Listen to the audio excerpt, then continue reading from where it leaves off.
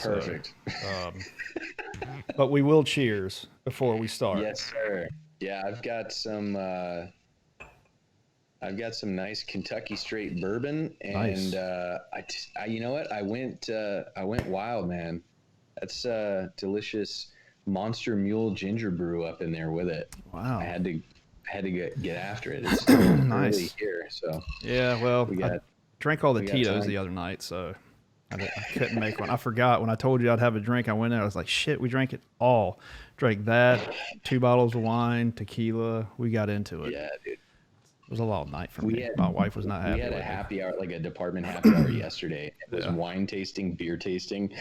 Then I moved on to bourbon after that. Wow. This morning was a little rough, Yeah, I but we was. got through it. I didn't even have a hangover, which is weird, but I don't drink anymore hardly. I drink a little bit every now and then, but not much. So I think that helps me out, and my body's been cleansed out. Oh yeah. Eating vegan at home and eating like Oh shit no everywhere else. shit. Yeah, I've been doing that for a long time, man. Oh shit. Yeah. So How do hey, you feel? real quick Do before I get you into that, ever worry? let me just say Oh dude. cheers. Cheers Okay. to you, Can you brother. see Thanks that for the having me clarity on back. that? Oh, You see that? ooh, ooh, Yeah. ooh. That is a thing of beauty. No lime, no salt. Just we're going straight up with it. So. Just straight. Oh yeah, that is some smooth stuff. So. Ooh. Good on you, Rock Johnson.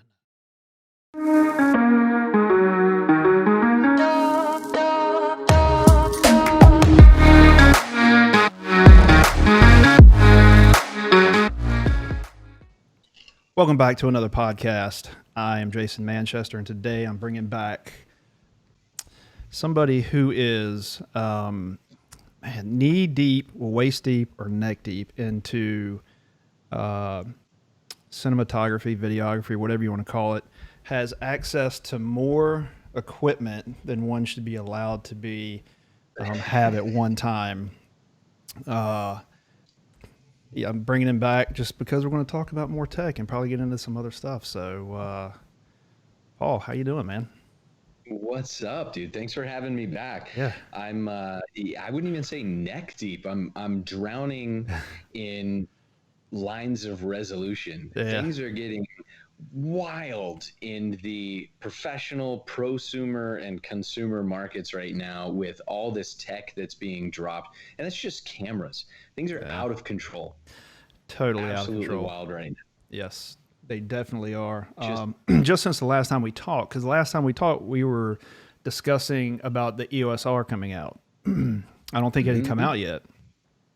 And now, We were talking to USR because I had one. I was testing oh, one. that's We were right. We talking both had one. R5. Yeah, we're talking about the R5, and then they introduced the R6 too. And then, of course, you know, everything was supposed to be fine. Everything came out just like they said. And then all of a sudden, they had this problem with overheating. And I don't know, do you know anybody who's used it? Because, I mean, I see things where people use it and they talk about overheating, and then they come back not even a week or two later and they say, you know, it's not as big issue as you know, they make it out to be.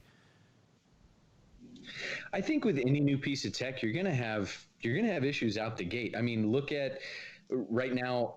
I don't know if you can hear it, but my Mac i9 MacBook Pro is just like the fans are whirring like it's about to take Yeah, off the I know. table. And you know there were issues that still are arguably with uh, i9's underclocking due to temperature.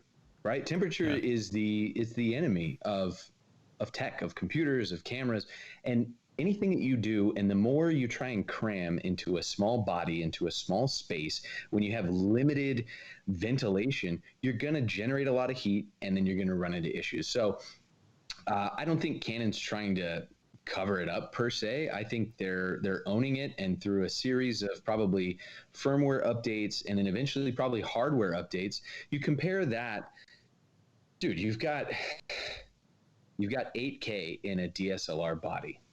If Mm. you compare that to something like the RED platform with the Komodo, that is, I know you're anxiously anticipating any day, any week, any month now. We're getting close. We're getting very, very close. Yeah. When you compare those same cameras, that same tech that's able to handle that amount of resolution, that amount of pure, unadulterated, raw processing power. Compare the R5 to just like a standard RED Dragon X on the DSMC2, family. You look at a RED and you're like, wow, a lot of thought has been taken into account when it comes to setting aside space just for proper ventilation. Like you've got to, if you're going to generate a shitload of heat, you got to figure out a way to get rid of it. And that's something where it's a little bit more challenging when you get into a DSLR body. So I expect that we're going to see some type of, at least like a firmware update to accommodate that. I don't know what that looks like on the i9s. As we know, they underclock and they don't perform as well as an i7. You got to stick this thing in a freezer to get it to run at the same processing speed. So what that means for cameras, it's anybody's guess, but I expect there to be some type of probably eventually a hardware update, or they'll parlay that into the next generation, whatever, and they'll go, oh, we redesigned the body, and now maybe it's in more of like a 1DX body. Now we've got more room for ventilation. We throw, ports in there, or fans or whatever, just to get that heat dissipated better. Yeah, that was long-winded. No, Shit, man, yeah, it's no, the no. enemy. No, I'm in that's Southern California. Heat is for sure the enemy. Yeah. Not just tech, man. It was 117 degrees in my house on Sunday. That's hot. Yeah, I thought it was hot. See, it's super humid here, so it was 100 the other day, probably about 110, 111 with the heat index, which is brutal here. The humidity is just terrible. So, but no, the thing is I think people want everything in a DSLR for $3,500 because they didn't want to spend $10, $12, $15,000 on a I guess it's really a mid-range or low-end cinema camera when you look at everything combined. But like the Canon class, if you're, I guess 15 grand is you're getting up there pretty high. But the problem is when people want something so much crammed into a little DSLR, you don't have a body, like you mentioned, you don't have a body to take care of everything. They don't have fans. You can't cram a fan into an ESR 5. And two, they're not going to put everything into not a DSLR, but a mirrorless camera. They're not going to put everything in there because then what is the incentive to go buy a cinema camera? The new, C500 Mark III. Plus, you're just not going to be able to. It's just the body's too small. You have to have some kind of fan to cool it down. I guess they could. I don't know. Sony seems to do it. I don't know much about Sony. I know it's a good camera, but better yet, how about this real quick? This I was just reading this the other day. How about the new URSA Mini 12K?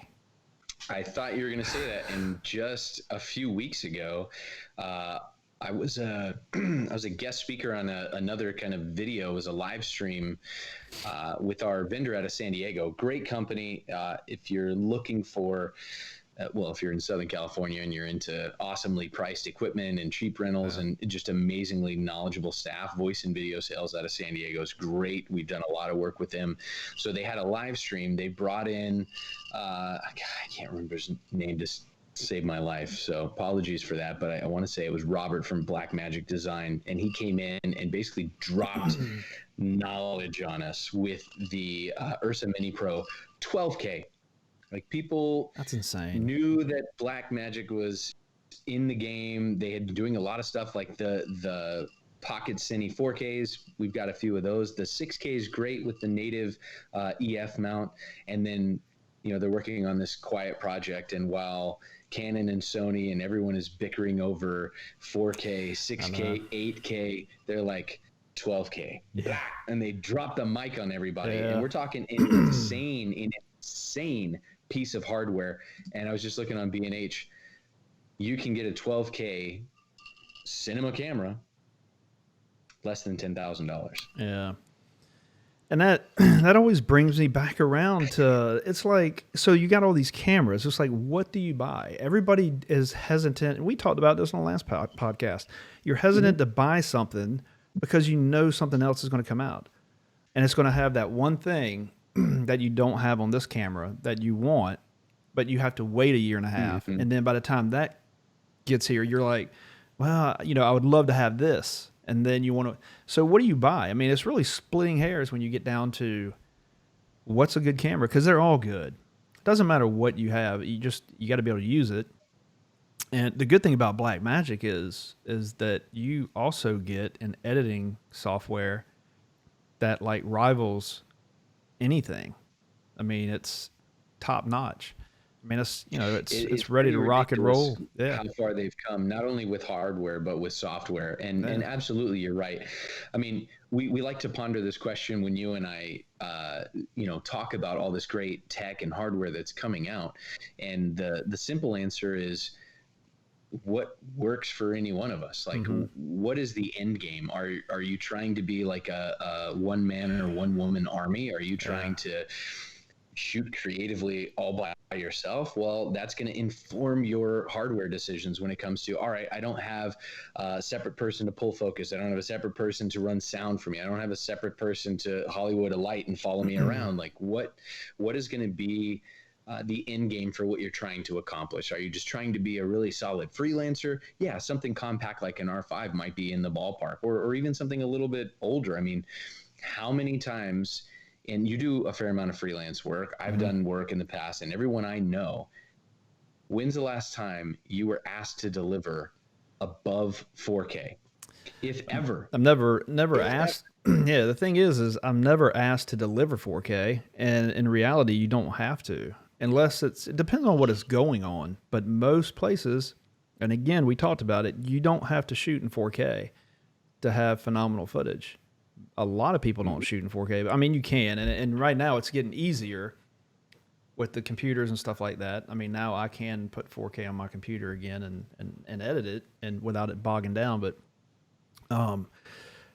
6K, 8K, whatever. No, I couldn't do it. And and honestly, we just got a new TV the other day. Son, we finally did it. My wife's been bugging me to do it, which is crazy because usually I'm the one that says, let's go get a TV. And she says no, but it's, it's definitely incredible, the difference between the TV that we had and what we have now. But what I was going towards is I walked into Best Buy. So last time we looked, we didn't buy anything, and they had the normal TVs up there. We go in today. I mean, not today. We went in last Sunday. Big sign, 8K TV. I didn't even know they had those out yet.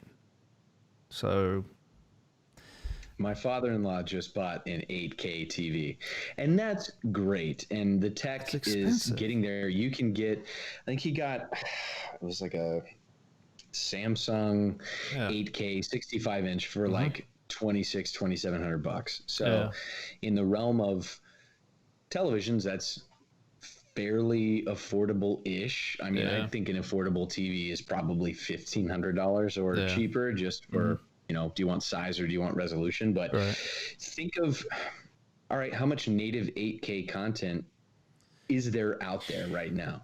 I don't think anybody's putting anything out. I mean, the biggest thing now is putting out 4K and having it to be able to be pushed through, at 4K. Now, unless the only thing you watch is like all of Phil Holland's content, who is amazing and who shoots at 8 and 12K. Like if you have an Apple TV and you see the screensaver where it's like the mind-boggling, amazing resolution, slow motion flyovers of New York and LA. That's Phil Holland. Oh, is it? I didn't know that. Like he's done some phenomenal things. Yeah. But we're watching The Real Housewives on Netflix in 4K, and then your television is scaling that up, and I'm sure it looks amazing. And I might get sucked into that vortex, not a problem. But that's an investment for the future. Will it eventually get there? Probably, yeah. But how much is enough, or how good is good before you're like, damn, my eyes can't even.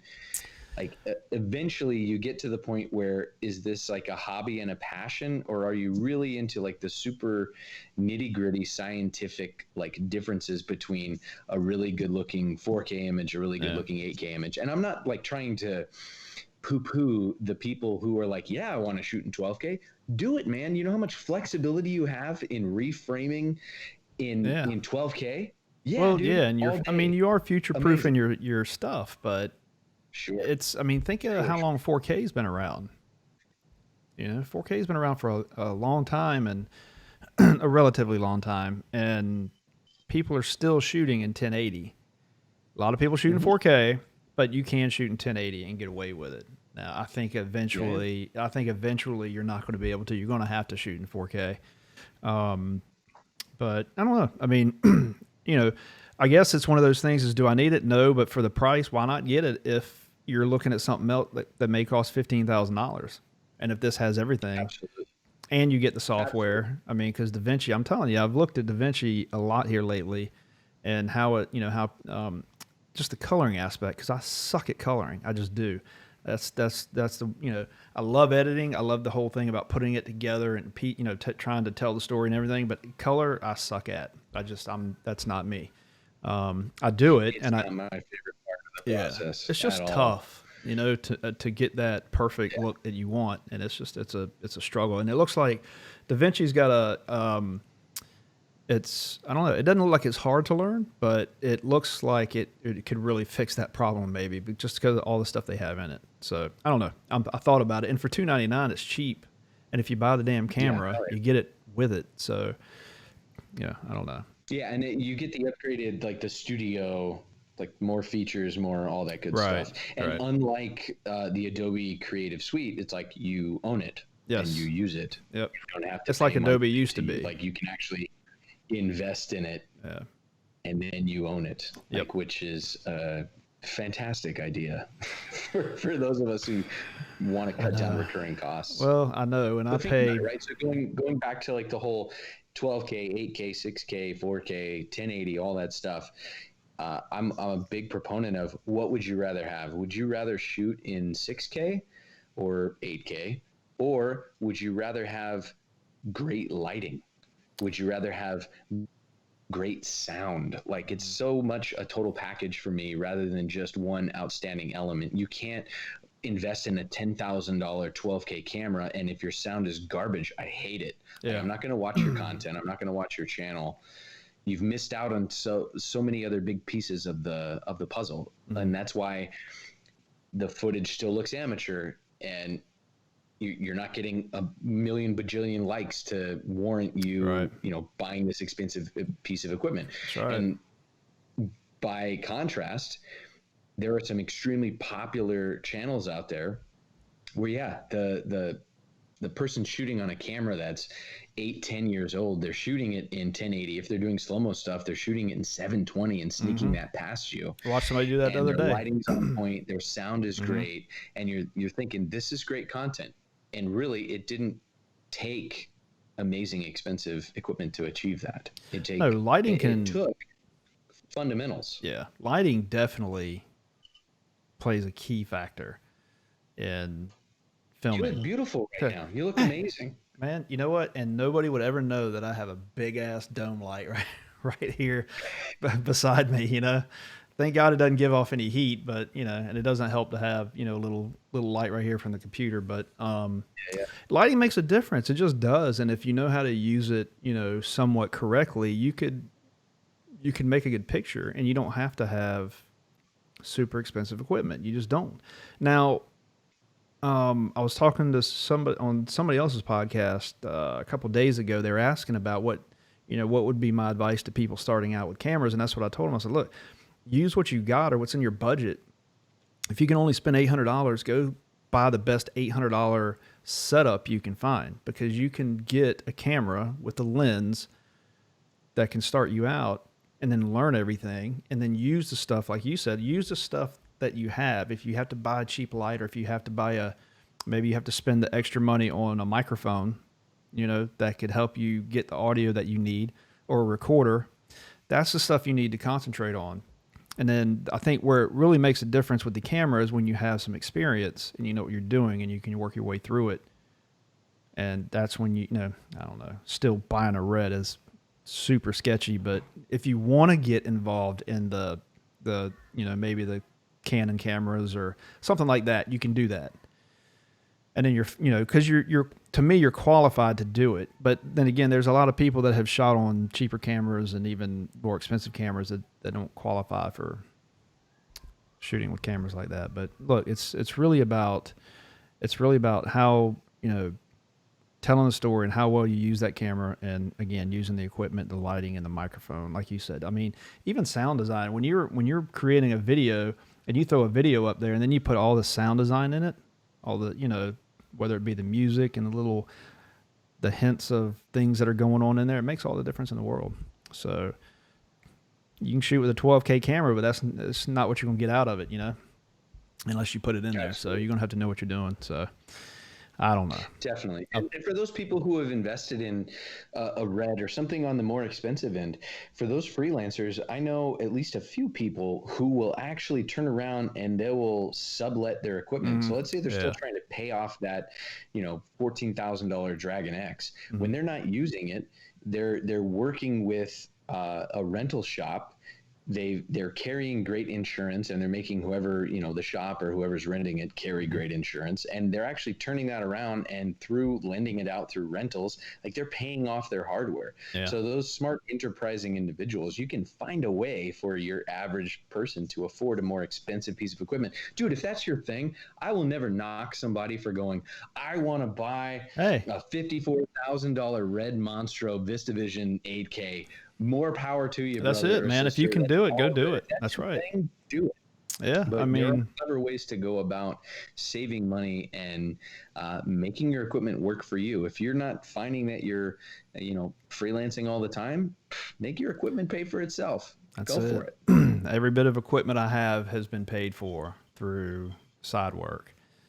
And look, I've my side business, I have tried to justify buying a cinema camera, and I can't right now. I want to bad, but I'm still on the verge of going, I don't know, Komodo or Canon. I don't know. I still can't. I haven't made up my mind, but I look at a lot of footage from Canon. I love the way it looks. I love the color. It's easily gradable for the most part. It has a lot of good features to it. So I don't know. Great color science, man. Yeah. It out the box, it works, and it takes very little effort to get to where you want to go. But I think the most important thing that you said is, in a weird way, and this may sound kind of counterintuitive, but you don't know. The reason you don't know is like which direction you're falling on that is because you know your own business. Mm-hmm. You know what types of content that you shoot.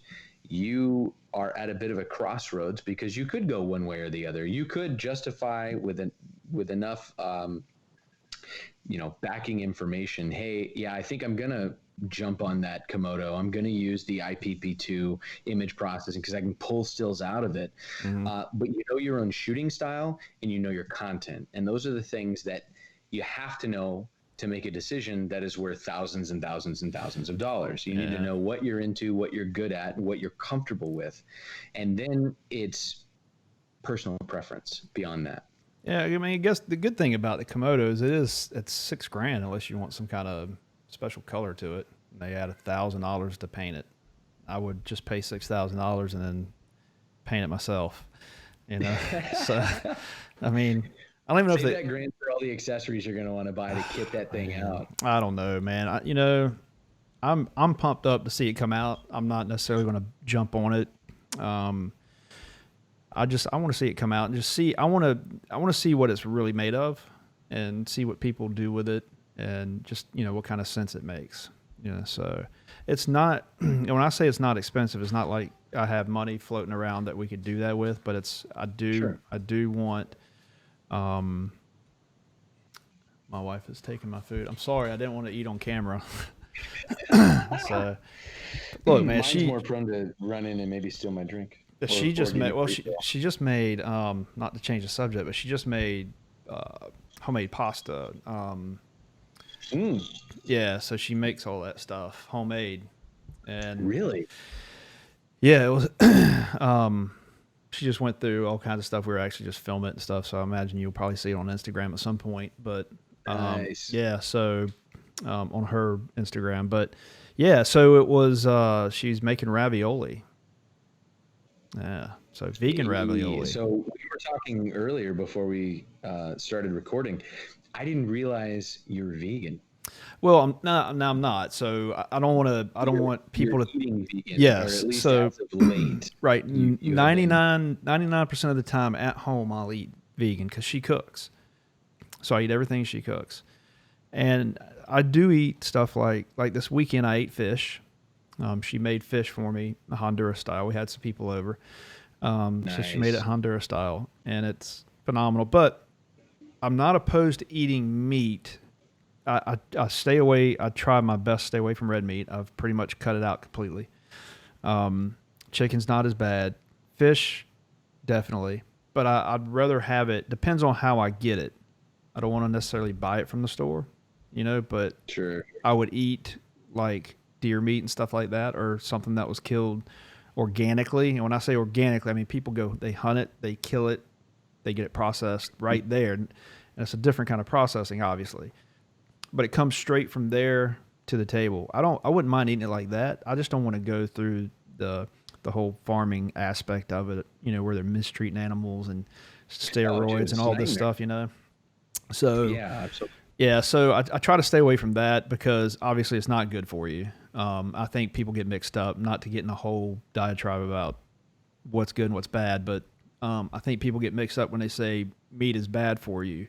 It's the kind of meat you eat when it's, chock full of steroids and God knows whatever else they feed them and put into them to get, they're growing them like twice as fast, 3 times as fast sometimes to pump them out. Right. So all that stuff they consume, you consume. I mean, it's not rocket science. People know that. So I try to stay away from that. We do a lot of non-GMO stuff. We package RED. So, and we don't eat stuff that are in cans and boxes and stuff, things that could, things like that. So most of the time. So that's kind of how we roll. She's more strict than I am. She's been vegan for quite a few years. I don't want to say how many years because she'll listen to the podcast. She goes, "No, you're wrong on that." So, and I don't have anybody to fact check me right now, so I don't have a producer. But anyway, so yeah, I eat vegan here, and it's not bad. It's not as bad as people think it is. It's good, and you feel healthy. It's a good thing. I started saying yes to, like, my wife is for sure the cook. I'm good on the grill. Mm-hmm. We like grilled corn. I mean, we eat just about everything. But one day I was like, Jesus, take the wheel. Like I wasn't feeling good. I was definitely, I'm less overweight than I used to be. And a lot of that I attribute to her amazing skills in the kitchen. She's like, this is like, look back in March, the beginning of COVID, and it was like, oh, we're home all the time. Yeah. We can just cook rich, awesome food. I love pasta. I love meat. I like just about everything. So it was like really rich, heavy, dense meals all the time. Mm-hmm. So it was like the first month of COVID, like March to April, was like, boom, 10 pounds. Congrats, Paul, you fat ass. So then I was like, we have a problem. Honey, you're up. I'm tagging you in. Whatever you make, I will eat. No complaints, no bullshit. You're in charge. And she goes, yes. And I tell you what, man, she like went wild with like these cookbooks and Pinterest and just did her own research. She's incredibly wily when it comes to how do I make something that is insanely delicious, but super, super healthy. And over the last, we'll say 2.5 months, I'm down 25 pounds. I've eaten more salmon in the last 2 months than I have my entire life. But the way she prepares it, rock solid. So, so you ate a lot of salmon. Is that like the healthiest thing you ate? Which is, it's healthy, but I mean, is that like, or did y'all go? No, I mean, she now has her own kind of like COVID cookbook. It's a horrible way to put it, but almost like a quarantine cookbook for not gaining a shit ton of weight, where it's like we've experimented with different salads, different pastas. There's a lot of salad, to be honest, and I like a good shrimp salad. We like cut ranch out of that, so it's like this balsamic vinaigrette, and it's more like olive oil based and garlic, like lots of healthy fats and healthy oils. And I've been really surprised at some of the things that she has made, and looking at it, I'm like, I'd rather have a pizza, but then eating it, I'm like, you know what? This is actually surprisingly really good. So we've got a pretty sweet rotation going right now. And then for a short time, we were busy with a huge meeting at work. So we're meal prepping on Sundays, and we're making these like awesome little, meal prep bowls during the week, and it just made things so easy. And then the biggest thing for me, and this is probably the number one, like I've had a lot of great food, salmon, salads, etc., all the better stuff I should be eating. Portion control, man. Mm-hmm. That was the key to unlocking like me actually becoming less people, was like, if I slow down, if I'm very mindful of how I'm eating, what I'm eating less, because Mm-hmm. I'm the guy who, I've been on the run. I've been out in the field, in sales for more than a decade. And it's like, you eat on the run and you have more things to do. So it's like, however quick I can inhale these 7-Eleven hot dogs or whatever, Mm-hmm. AM/PM Ribicue sandwiches. Those were my dark muse for many, many a year. But like, if you slow down and you're mindful, I'm like, oh shit, I'm full. And when food is being prepared, I'm like, that's not going to fill me up at all. I take my time, have some great conversation, maybe a glass of red wine. Boom, before you know it, I'm full. And I'm like, damn, I'm down 25 pounds. This is great. And then add exercise to that. And you're like, I just might live out of my 30s. Yeah, no. See, so you talked about COVID and gaining weight, Mm-hmm. and when um, I work out at home. I've been off of it a little bit lately, but when COVID hit and we got quarantined, I was eating. I set out. I was like, I'm going to hit it hard at home. I'm going to do my thing. I'm going to eat right. Try to eat more healthy, even more than I was before. Because obviously I wasn't going out. When I go out, I eat. I'll eat some stuff that I probably shouldn't eat. But the thing is I lost 16 pounds over the time frame that we were quarantined to when they kind of gave us the okay to start to get back out. So I lost like 16 pounds. I went from, Hell yeah. it was right around 190, I just call it 200, and I went down to like 183, 184. I think I hit 182 at one time. So, but it's like you said, I was doing more portion control because we'd cook and then we'd eat just enough to dip up enough to where we could eat on that plate. That's it. You might get a little bit more out of it, but it was push away from the table, and then you sit and wait. And if you wait for like, I don't know, 10 minutes, probably 10, 15 minutes, you realize that once your food starts to digest, that you're not that hungry.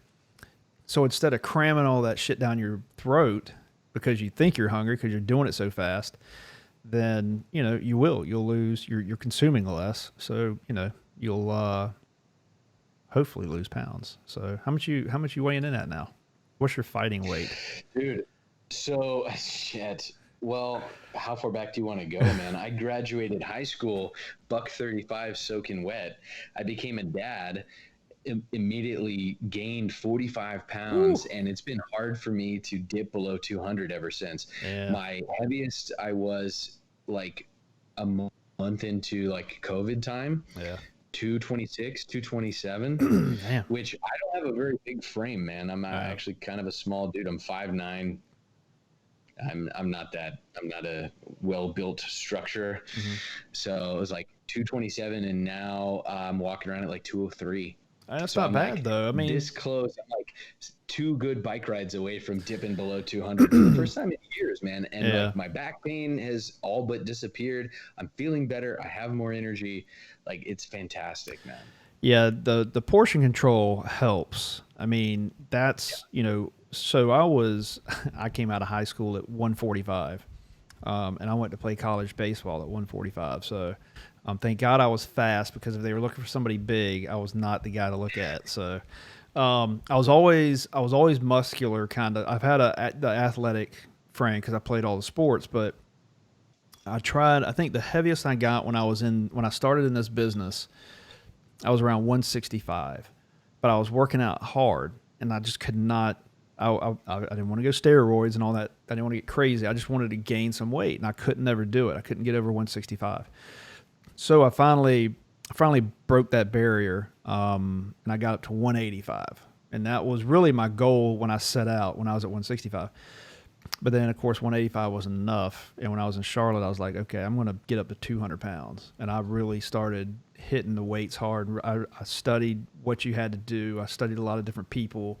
And I put together my own plan that was for me. And I finally got up to 200 pounds and best shape I've ever been in, but it's just too much weight for me.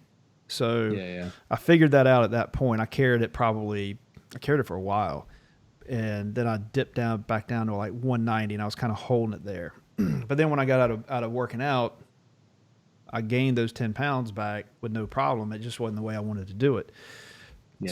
Being like, I think you and I are probably about the same height. And so 200 pounds is a lot of weight to carry. It just is, man. And it's not good for you. I mean, I know, sometimes depending on how you carry it, it could look good and all that, but it's still not healthy. I mean, it just isn't. So, believe me, I'm not carrying it in all the right spots. Not at all, man. I've got I mean, I'm comfortable for my wife to cuddle on. We'll say that. I don't want to be painful to cuddle with, but I would like to be less of a slight pear shape. Yeah. So like the legs, I feel like I'm all good. I carry this shit in my gut, man. Yeah. It's a lot of hard work, man. That's the toughest part to lose it from. It is. The stomach is that whole area. My wife reminds me constantly. Yeah. My wife reminds me constantly. She keeps a picture of what I looked like when I was in Charlotte when she met me. Because like I said, it was the best shape I've ever been in. And so she keeps a picture of that. And then when I think I'm doing good, she always reminds me, she goes, "This is what you need to look like again." I was like, appreciate that. That's, you got to remember though. How many years ago was that? That was, man, how long ago was that? I was 38-ish, 36, 37, somewhere around there. So that was like 18 months ago. Do what? That was like 18 months ago then. Yeah, I wish. No, it wasn't, but time flies, I can tell you that. So it flies when you're having fun. So, when you're working for a company like we are, 12 years passes very fast. So hopefully it's another 12 years, but we'll see. But yeah, she always reminds me of it. But it's again, it goes just back to how you eat and work out and exercise. If you're riding a bike, man, you'll shed that stuff in no time. Biking's the only thing I've been able to get behind. I loathe running, jogging. I hate it. It's boring. It's monotonous.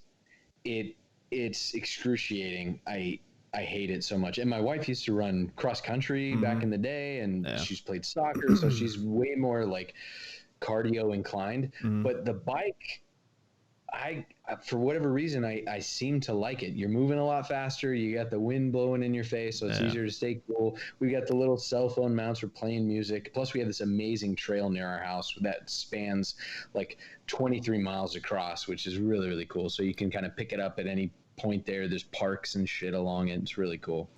Yeah, see, that's the one thing. We want a bike, and my wife keeps, she keeps asking, when are we going to buy? My son has a really nice bike, but the problem is we just don't have anywhere to. I mean, you can just ride down the road. That's fine, but I want to go somewhere where you can you have trails and hills and stuff like that. We don't have that around here. It's just flat. We have woods and stuff you can go through, but it's not like what you guys have out there. Y'all probably have all kinds of, hills and. I mean, I prefer the flat, to be honest. Oh yeah. Like I would be more at home, and maybe that's just my style. Like I'd be more at home on a beach cruiser, like near the beach, all flat, just putting along for as long as I need to. Like I'm not into like crazy road biking or anything like that. But the trail near our house, it's one of those things where it's like a 2-lane paved bike lane. They got a dirt lane for people who are like walking their dogs or jogging or whatever, and it's perfectly manicured. There's street lamps and stuff. It's super safe. Really, really cool. But I just like being out. I'm not into riding hills. Put that shit in the running category. I'm not about it.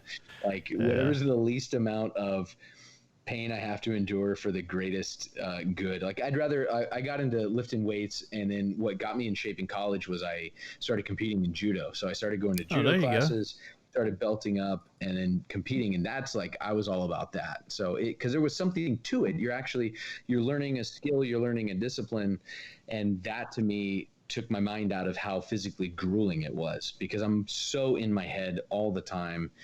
I needed something to pull me out and to focus on. So for martial arts or for, something along those lines, it's easier for me than something that's just monotonously mind-numbingly boring, like running. Yeah. How far did you get in judo? So my next, I did it like 3.5 years when I was in college, and then immediately after that, I became a dad. So it's like I'm way out of practice, but that's something where I could see myself for sure returning to it. Most guys that I've known after so many years, it's like that guy's got a fake knee, fake shoulder, fake hip. I mean, Yeah. it's something you can do at full steam, and it's relatively safe. But I mean, you talk to anybody who's into judo or jiu-jitsu or whatever, like over time it's hell on the joints for sure. Yeah. And I mean, I'm still young enough to pursue it some more, but it's a beast, man. I always wanted to take something like, jiu-jitsu or something. My wife took, I think that's what she took. She was into it for a while. It was before we met, but she used to show me some moves every now and then. So, but yeah, no, I mean, I always wanted to do it. I've always been interested in it. Our son, he took karate, but we put him in there to where he could get some, some other traiing, and it helped him out a lot. So it's not something I really wouldn't want him to pursue karate. We were talking about it the other night, and because we were watching. You ready for this? We were watching Cobra Kai. Cobra Kai. Yeah. It's so hot right now. It's the new Tiger King right now. I know. People are into it. I didn't want to watch it because I was like, man, it's, so I grew up on the Karate Kids and all that, it was all great, whatever. And I saw it and I was like, that is going to be a train wreck.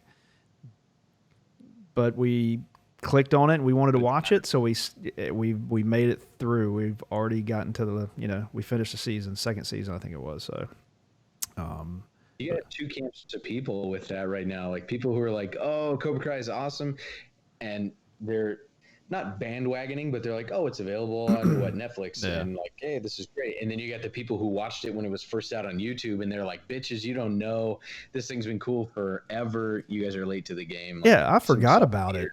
I remember seeing something on Facebook and I completely forgot about it until I saw it on Netflix.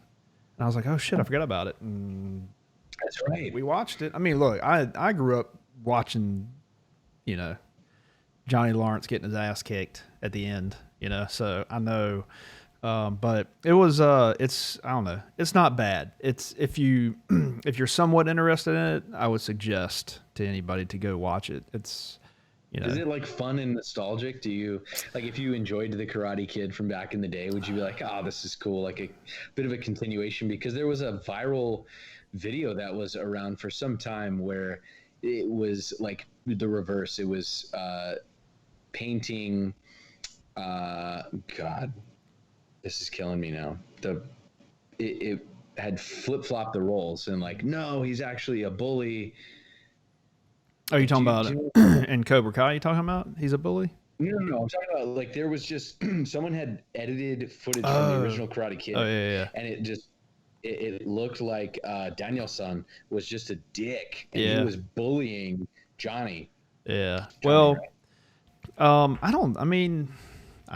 I mean, I think it is nostalgic. I mean, you look at it, but what keeps it that way too is that throughout the shows, periodically, like depending on what's going on, they'll pull in footage from like the first Karate Kid.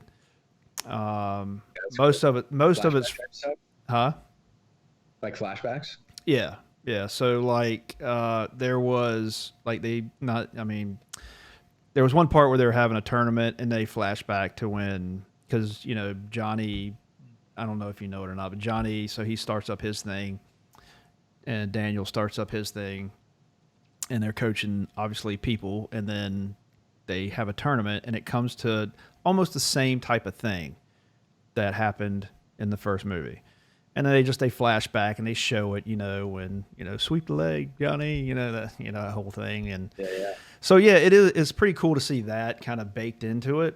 And it's kind of weird to see how old they are. It's just weird to know because you always think of them at that Maybe young you feel age. old and you're like, shit. Well, I know because I mean, you know, uh, Daniel LaRusso is like shit. He was always playing younger people though, because he was always older, but he always had that really young look. Ralph Macchio, but he doesn't look bad, but Johnny has put some miles on. You know, I can't remember his name, but what's crazy is like it's like one of the last ones. It's like 3 or 4 episodes back. So they had everybody from Cobra Kai, all the main guys from Cobra Kai got together because one of them. Well, anyway, I don't want to spoil anything if you decide to watch it, but so they got them all together, and it was. I mean, it's just weird to see them because they flash back to when they were young and they were picking on Daniel at the time. Anyway. So yeah, it is nostalgic. They go through that stuff and it keeps it that way, and it's not bad. It's not going to win probably any awards, but and it's crazy because the way it's shot, it looks. I don't know. I don't know if it's the TV that we have, but it almost looks fake the way it's almost looked like it's shot, in 60 frames a second, and it's just really like you're right there with them, So, but it's good. I mean, we enjoyed it. The little guy enjoyed it. He watched it. And it is, I will say, he did watch it, but there are some times when you go put the pillow over his head, you go, hey, you can catch it after next 30 seconds, So, but it's pretty good, man. Yeah. Nice. We're always what's next on the docket? We're about to check out a new HBO series, Raised by Wolves. Yeah, we don't have that. Came out last week, and I'm really, really interested in it because we watched Vikings, and if you've never seen Vikings, that was epic. And Travis Fimmel, the lead, he's now in this new show as well, Raised by Wolves. It's like sci-fi, culty, very, very cool. We're gonna check that out tonight. Yeah, I haven't. We don't have HBO, so it's $14.99, man. Get the app. Everything's dude. streaming. But the thing is I have everything else, so it's like it's $14.99, but you tack that on to. I have thought about dropping Hulu because we don't use that anymore, and that's the only one I don't have. That's pricey now. The only one I don't have is Hulu. Yeah, it's pricey, but we got the live TV, but we're thinking about dumping that. I don't know. So YouTube TV. They just picked up the NFL Network, brother. Yeah, it's still kind of pricey. Streaming services. YouTube TV is like $64.99 a month, but they've got a bunch of good shit on there. Yeah, and unlimited DVR and the whole thing. Like that's the only kind of more traditional feeling cable-y thing that we still have, and we got it mainly for sports. Like I think it was 3 years ago for the World Series. They were advertising it. We checked it out. It's pretty cool. I don't know. I think I'm going to get rid of Hulu because it's upwards of $59 now, and I don't need that. Change it for HBO all day, dude. Yeah, well, so we got Netflix, but we watch a lot of stuff on Apple TV Plus. So we watch a lot of good shows on there. Ted Lasso, if you like a good laugh. I don't know if you've seen that or not, but that's I appreciate a good laugh. That's a pretty funny show. Another, I'm trying to think of the name of it. We were just talking about it the other night. Defending Jacob. I don't know if you've seen that, but if you have, yes, if you do have it, that is definitely a good show, good movies or a good show. So, there's a bunch of good stuff on there. I don't know what our next thing is. Right now it's Ted Lasso because let's ease up on some of the dramas. Let's get some laughter in the house. So did you watch Mindhunter? No. Nope. Okay. So Mindhunter is on Netflix. 2 seasons, super easy to binge. Shot on Red, David Fincher, a la Fight Club. It's an amazing show, man. Set in the 70s, I want to say, and it's about these guys in I want to say it's the CIA. I could be wrong.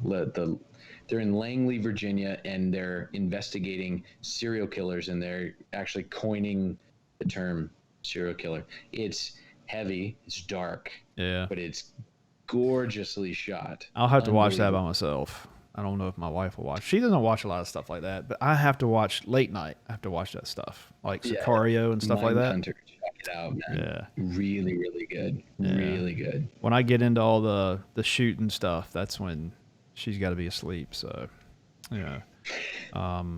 Speaking of which, Sicario, yeah, if you haven't seen that, that's a must.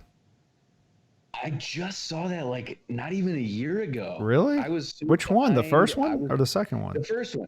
I was told don't watch the second one. So I haven't. No, the second one you can watch. Is it okay? It's not as good as the first one. It's nowhere near what the first one was. But the first one was good, man. I'm surprised.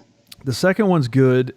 I think no matter what you think, how it's going to be or however you think it is afterwards, you need to watch it because it finishes out some stuff that happened in the first one. So there's closure in the second one with some things. It is there's a couple parts in there, especially one that is, it is very deep when it comes to what happens. But anyway, watch it. You'll know what I'm talking about, but it was hard to watch, but it's definitely after you watch the first one, because I had somebody else ask me about it. They were going to watch. I was like, no, watch the first one, because you may not want to watch the second one. Because watch the second one first. Who does that? I don't know, man. I just leave a comment if you're a psychopath. You watch the sequel before you watch the original. The first one was amazing, though. I loved that movie. Fantastic. Yeah, unreal, super, super good. I was beyond surprised, and I was wondering like, why did it take me this long? And I forget who I was talking to, but they were like, yeah, if you haven't watched it, like you're wasting part of your life. Yeah. You could be enjoying this. And it was phenomenal. Yeah. I'm a big fan of oh God, what's his name? I can't think of it. Were you going to think Benicio del Toro? Yes. Yeah. I like him, man. He's a good actor. So I like almost everything he's been in. He's always got that sketchy look on his face. You just don't know what he's thinking. Oh, yeah. You don't know if he likes you or he doesn't like you. You don't know if he's going to shoot you or not. So he's fantastic. Yeah. Dude, from Fear and Loathing to Usual Suspects, he's really good at playing an off-kilter character. Yep. 100%. So he's really cool. So, but yeah, that's a good one. That's one that my wife did, and she watched it and she had nightmares about, everything. She hates. Oh no. Well, she doesn't like that stuff. She can't understand why I watch it. I said it's just exciting. It is made up a little bit more. They embellish in some things, but a lot of that stuff is like legit. Some of that stuff really goes down. So, but it's definitely a good movie. I don't know. I don't know what we got really next though. We just kind of randomly go through Netflix and go, you know what, that looks pretty interesting. We watch a lot of documentaries though. So watch a lot of documentaries about eating and food and stuff like that. You need to ditch Hulu. You need to pick up HBO Max or whatever they're calling it these days. And you need to watch McMillions, which is a great mini docuseries. And if you haven't seen Chernobyl, come on, man. I have heard about those. Yeah. Fantastic stuff out there. There's a documentary on Netflix. It's about a guy that goes to all these dark places and visits them. If I can think of the name, I was talking to my cousin the other day on a podcast, and I couldn't remember it then either, and she told me. But she knew what I was describing, and she had watched it. I'm actually looking for it, but it is, I can't remember what the hell it was, but this dude, he just goes to all these dark places that you're not supposed to be able to go to, and he visits them, and one of the places he went, I think, was Chernobyl, or something like that anyway. But it's dangerous what he does. He goes in and he has this Geiger counter, and he's like, what is it supposed to hit? What number if it's bad? And I can't remember what number it was, but he told him, he goes, and this was like registering 10 times the amount. And he goes, well, why are we here? He goes, oh, no, you're okay. Don't worry about it. So, but anyway, it's a good show. He goes a lot of different places, but it's pretty cool. So if I think about it, I'll text it to you if y'all are into that type of stuff. So yeah, hell yeah. I think I will get rid of Hulu though. I think I'll do that. Get HBO if they got those kind of shows. A ton of great stuff. You can watch Game of Thrones and stop before the last season. Man, I have not. I'm telling you, I'm probably the only person on the planet I have not watched Game of Thrones. So. I would say before before the final season, I would have called you crazy and I would have mocked you openly. But now, like, unless you really want to experience the bitterest of heartbreak, At the you're end, okay. I've It's a heard all I've fantastic heard about series is the all the final. way up almost until the end, Yeah, when like they were getting the Disney deal going, and yeah. then writers were jumping ship, and they just threw a bunch of flaming rags in a trash can, and they were like, "Yeah, here you go." Years and years of waiting to have all these fantastic, epic, amazing, brilliant plot lines weave together, and they just took a big shit all over it. Yeah, I It's a heard that. I bummer. heard the end. A great series up until then. Yeah, I heard.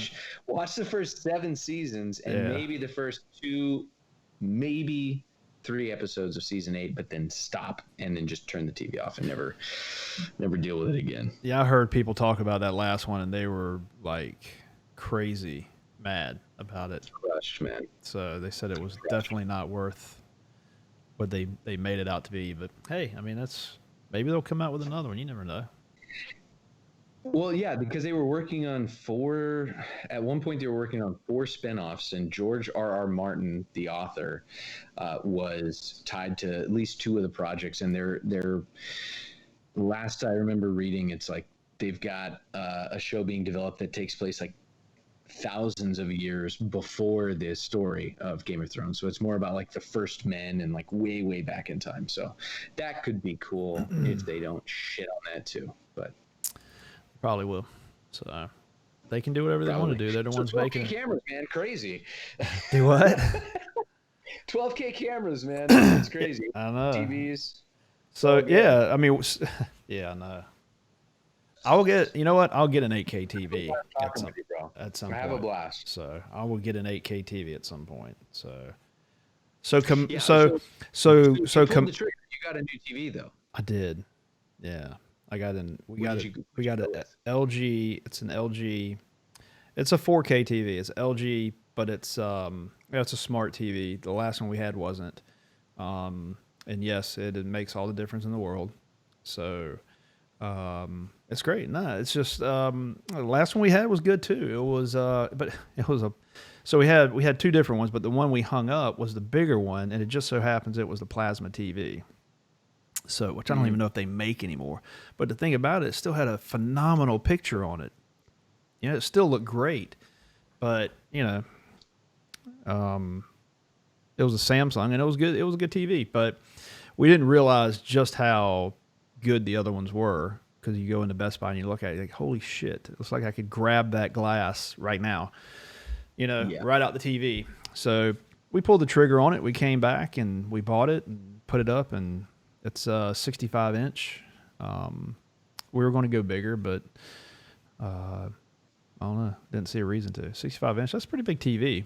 It's actually bigger in the house. It doesn't look big when it's compared to the 75 inch, you know, TVs that are sitting on top of it and stuff. So, Yeah. but we'll probably if we get one for the upstairs room, not for our bedroom, but for the loft upstairs, we may go really big. May go get that TV. It's called the Wall, I think it is. You ever seen that? That's like, what is it, like 120? It's something crazy. ridiculous. Yeah, it's something It's- insane. Yeah, I Huge. don't know. I couldn't imagine getting that, but no. Yeah, you could. My next investment is a camera. It's going to be a cinema camera, and it's not going to be expensive, but it's going to be one that I can separate my photography from And videography. taking video. Yep, and that's my main reason anyway. To So jump. what are you leaning into? Are you still, I mean, are you debating, because if you're in the Canon realm, you've got like, dude, the C300 Mark II is a 4K. The Yep. 500 Mark III is coming out. Like, Canon's doing some amazing things with their cinema end of the spectrum, not just their like DSLR end of the spectrum. The Komodo, of course, I'm telling you, man, like 60 to 90 days, they just need to be able to ramp up production. There's lots of stuff already out there. You have options. And then, of course, if you really want to go balls to the wall, and like one of the last cameras you'll ever buy, that Blackmagic URSA Mini Pro 12K for less than 10 grand. How much? That's like, well, it's like $1 less, isn't it? Isn't it like 99 or something? I think. Yeah, it's $9,995. Yeah. Take that 5, go buy a cup of coffee, uh, And wonder enjoy how your I'm going to camera. tell my wife that I bought it. So, I mean, Just seriously. sell a car and you're fine. Look. So we talk about why you should buy something, why you shouldn't, all the different things, and all that. So, I mean, realistically, and yes, I am leaning towards Canon. Um, I don't know why. It's just because I have Canon. Canon, it produces a phenomenal video, phenomenal quality. But the Komodo gets my attention because it's $6,000, Mm-hmm. but it does crop at 4K 60, which isn't a big deal. I mean, it's not that big of a deal. But again, that goes back to, you're looking at reasons to not buy a camera when they're really not that super important. But realistically, if I had to say, all right, tell me what camera to buy right now, and I had to go buy it today. Now Well, that's just you can take the URSA Mini too. So that one, the Komodo, and the Canon lineup.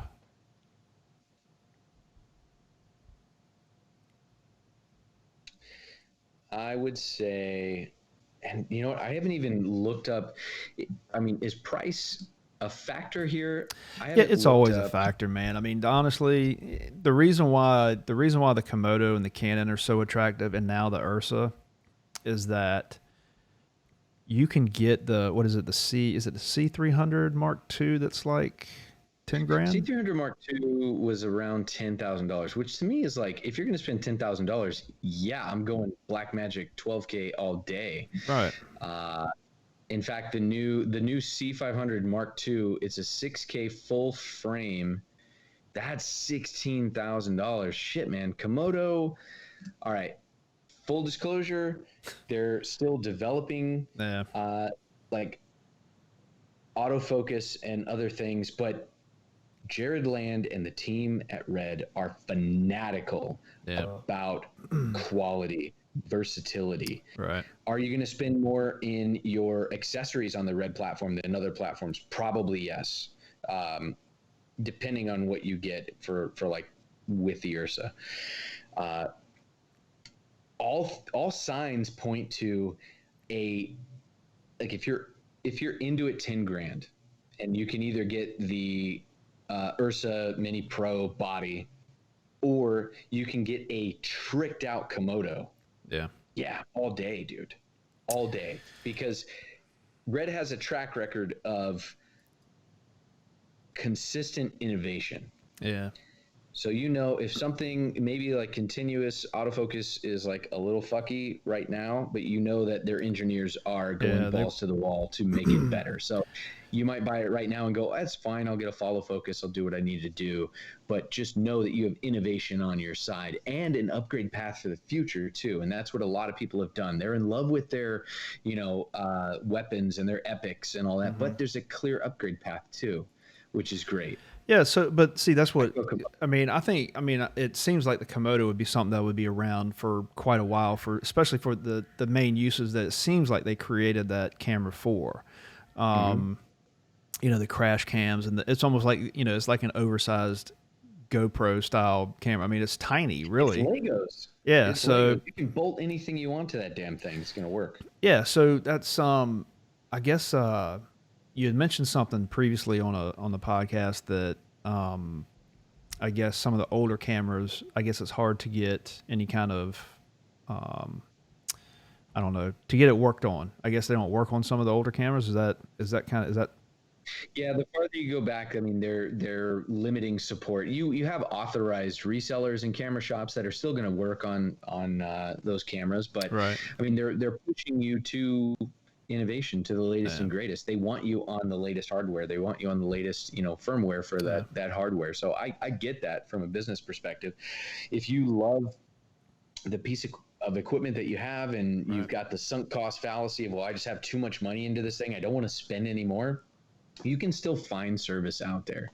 Yeah. But they are definitely pushing people toward the newer platforms, the DSMC2 platform, Komodo now, and all the different innovations they're coming out with. But they do have a really storied history of taking care of their users, which is another thing I love about RED being a, smaller domestic hands-on company based out of Irvine, which is like an hour from me. Yeah, and the Komodo, just quality shit. The Komodo shoots on. Correct me if I'm wrong. Yes. Now they are expensive still, but they're not. I don't think they're as pricey as Red Mags. Red Mags. So no, not even as expensive as like the Kippertie third party like long take Red Mag cards. No, CFast is going to be a lot more user friendly, and not only can you adapt the Komodo for V mount or gold mount batteries, but stock it comes with the Canon like same batteries like the C300, like the BP 900 series batteries, like those you can get at really a reasonable, like to get all the pieces for this thing. They have not cut the right corners, but they've made the right decisions when it comes to the end user at heart. Right. Somebody who is aspiring, somebody who wants to get into the RED platform and be a user of the tech, the amazing sensors, the fantastic color science. Is it different than Canon? Yes. Purposefully, yes. It all depends on what you're comfortable with, but I think exploration there with that camera is going to suit you a lot better than just I spent 10 grand on a C300 Mark II, and I know. Cool. Like you said, though, it gets you into the RED game. It's I don't know.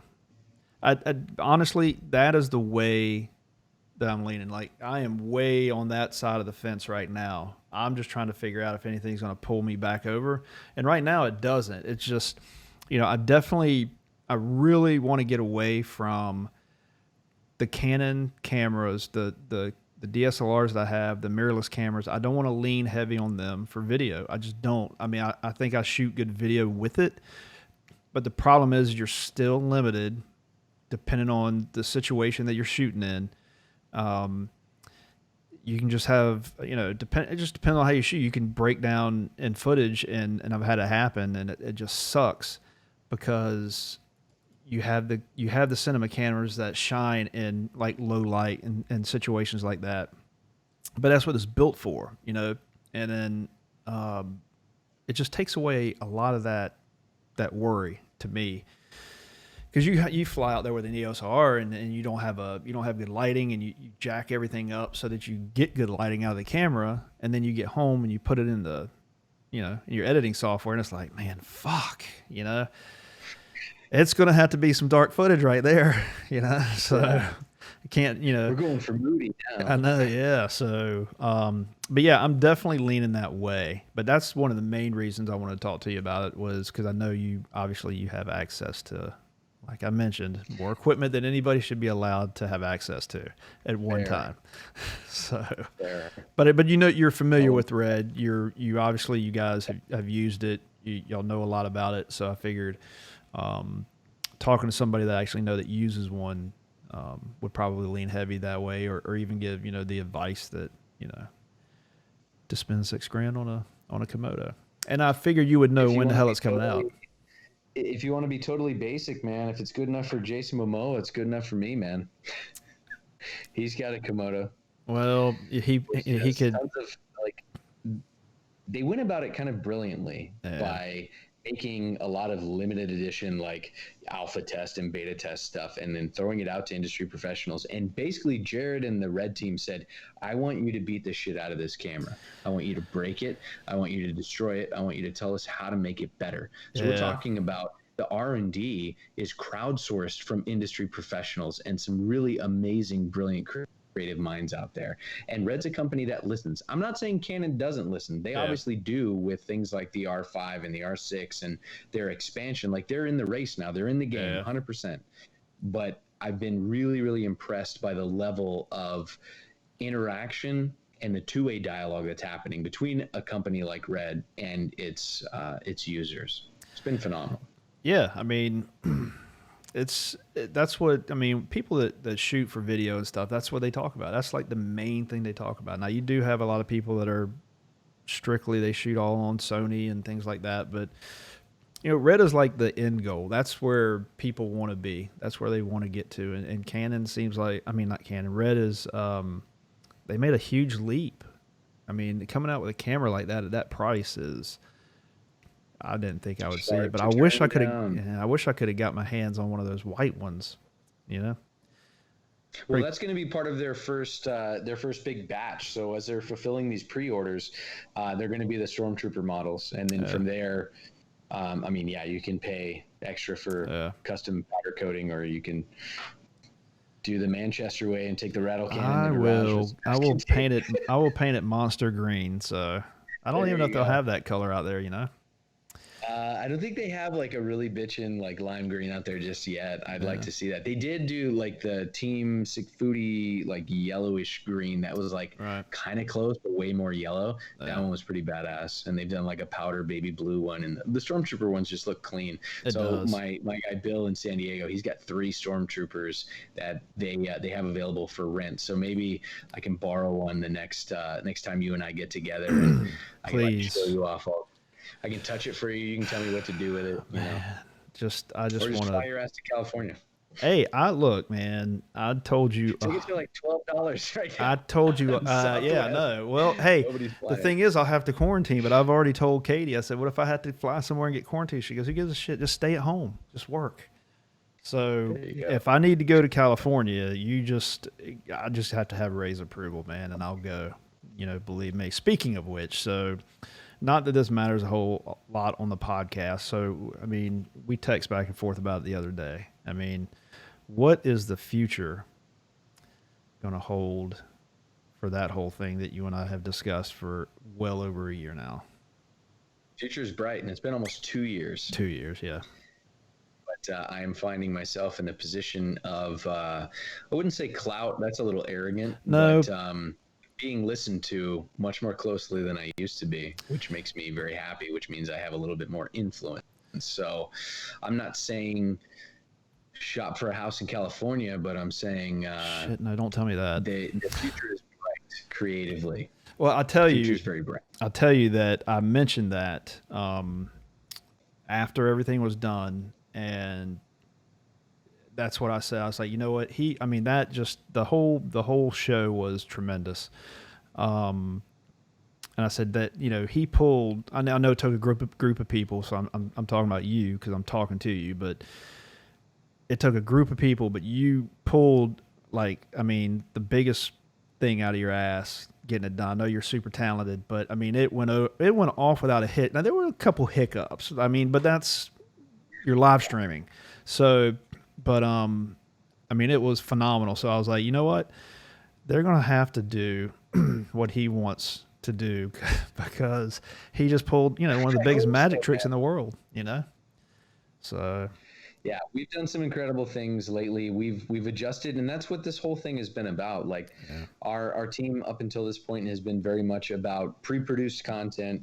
How do we take relatively straightforward, maybe not the most sexy and exciting content and make it engaging and impactful. But then everything got flipped on its head, and we've pivoted and said, all right, well, now we need to take on the beast that is live streaming, and how do we make that incredible? So taking a team that is more in tune with a feature film workflow and incorporating more of a live television workflow has been a wild ride, and we're only just beginning. So the upside is insane right now with live events.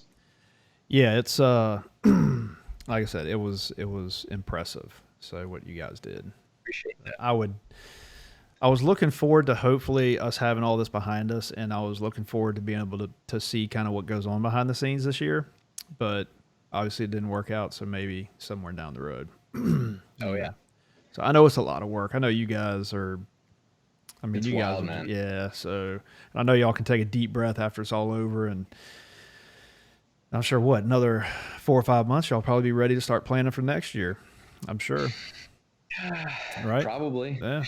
Yeah. Last year's ended, and we turned around and we had our first meeting in November. Yeah. For this year. Well, it just doesn't stop. It's cyclical, and every year it has to get bigger and badder and better. And shit, man. Yeah. Well, just know last time when I was up there with Flashbacks. Ray asked me about it too. So I told him, I said, I don't know. I said, you're a VP, go call Paul. I don't know. Yeah. I said, we text back and forth. I said, I don't know anything. So hopefully it's going to be done, but yeah, I feel very confident that it will be done. yeah, I am too. I just don't want to move to California though. It's too Nah, expensive. you won't have to. Too expensive. You won't have to. I think you're doing just great where you're at, and I won't uproot you. I mean, I don't know. The wife may, she might, but it's expensive out there. Y'all cost. Hey, speaking of which, how close are you guys to the fires that are going on out there? Y'all close to that? My cars were covered in ash the other day when I woke up. I mean, we're not the closest. Like, it's enough that the sun is being diffused quite a bit, and Right. there's like a weird orangey, color. And then the heat wave that just happened was insane. Like 2-3 straight days at 115 degrees, 117 degrees, just brutal. And it calmed down Monday. It actually got quite a bit cooler, and then we've even had some sprinkles, like Really? wild. Yeah. So the weather has no idea what the hell it's doing. The fires are not terribly close. I'd say That's good. shit. If I had to ballpark it, an hour. Well, I give or mean, but take. it's not The gonna. wind's been blowing. Yeah, it's not gonna affect you though, so it shouldn't, right? Well, the air Maybe not. quality is garbage, and there's ash everywhere across Southern California. But no, we're not in any danger of being told to evacuate or anything like that. Yeah. I mean, I think it was about a year or two ago. There was a big fire in Florida, and that's how it was here. I mean, it was terrible. Smoke everywhere, ash everywhere. It's crazy because it was so far away. It's just the way the winds were blowing. But it's been a crazy year, man. I mean, hell, they had 2 hurricanes that were supposed to hit Louisiana at one time. So I think my FSR is going to go down there, and he's supposed to go. I think he's going to go help out a little bit for the people that need help. So I think he's supposed to be going over. We've got a few people that are supposed to go help out. But yeah, I mean, COVID hit, everything went to shit. Started to come out of it. Then we came into hurricane season, and wild. It's terrible, man. I'm ready for 2021. So we're good. Bring it. I'm glad. I know. I'm glad the fires aren't going to bother y'all. And I know we talked about equipment a little bit today, and talked a little bit about everything. So a little bit fun, a little different. It's always a pleasure. Man. I love spending time with you. Just no politics, which was good. So it's always good to not talk about that or religion. So, but we'll leave that. We'll leave that off the table. Yeah. No, I appreciate you taking the time. I know you guys are busy and stuff. So, but always a pleasure having you on, and we'll figure out something for late next month, maybe. So maybe a little Halloween something. You never know.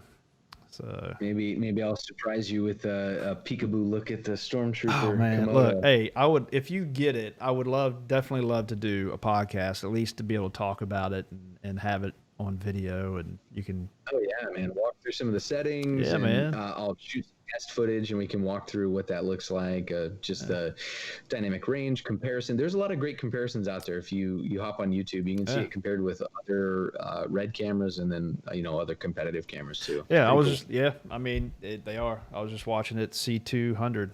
It was being compared to that. So anyway, but yeah, if you get it, let me know. I mean, that'd be awesome. I am wildly waiting and excited about possibly running up the credit card. So yeah, buddy, I will cut that off too. But and then renting it out so it pays for itself, and then you've got a free Komodo.